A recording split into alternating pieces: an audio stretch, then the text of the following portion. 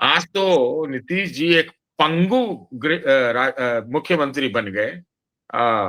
हम कहेंगे दिव्यांग मुख्यमंत्री हैं, जो मंत्रालय को, गृह डिपार्टमेंट को कभी उन्होंने नहीं छोड़ा अपने मुख्यमंत्री रहते हुए, उनको आज इससे हाथ धोना पड़ा। तो काहे का?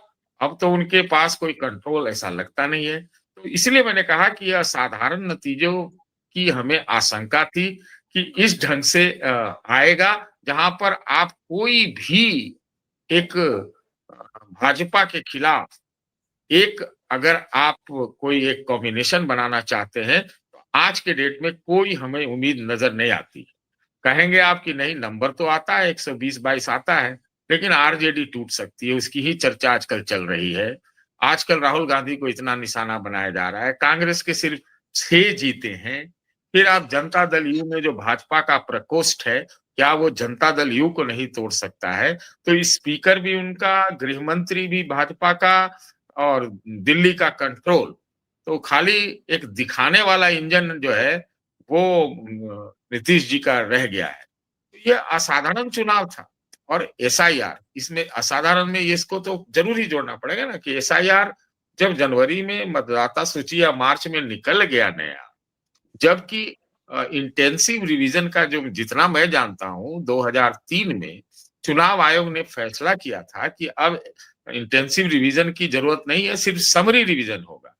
तो ये अचानक से फैसला करके जुलाई के जून जुलाई में, से जून जून जून जून के में। अंत से और जी। जुलाई तक ये क्यों किया गया, इसके टाइमिंग पर तो सुप्रीम कोर्ट ने भी सवाल उठाए। और ये चले थे घुसपैठिया खोजने के लिए, मिले इनको 389। तो ये पूरी प्रक्रिया जो है उस पर गंभीर सवाल खड़े हो गए हैं। और अब जो विपक्षी पार्टियां चुनाव में लड़के, कभी ओलंपिक में भारत जाता था तो लोग कहते थे कि बस एक भागीदारी दिखाने का है कि भाई चलो ओलंपिक में भारत भी गया हुआ है। उसी प्रकार की होगी कि अब जो चुनाव लड़ रहा है, और ये कांग्रेस वाले ठीक से समझ रहे हैं, ऐसा लगता है कि अब उसका कोई मायने मतलब रह नहीं गया है।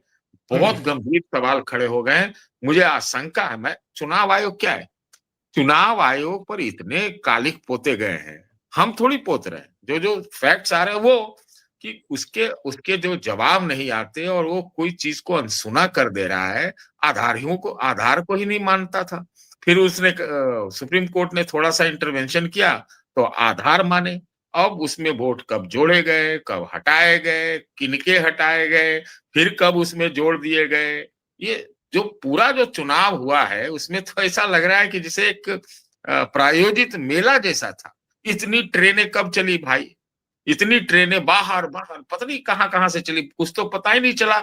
जब वो दिल्ली में विस्फोट हो गया उसके बाद उस समय कितनी ट्रेनें आई, कहाँ गए, मतलब क्या पता ये क्या हुआ ये चुनाव। इसलिए मैं कह रहा हूं कि ये असाधारण चुनाव है, और चुनावों के भविष्य पर गंभीर सवाल खड़े हो गए हैं। इसलिए मैं कहता हूं कि ये विस्फोटक कगार पर आ चुका है।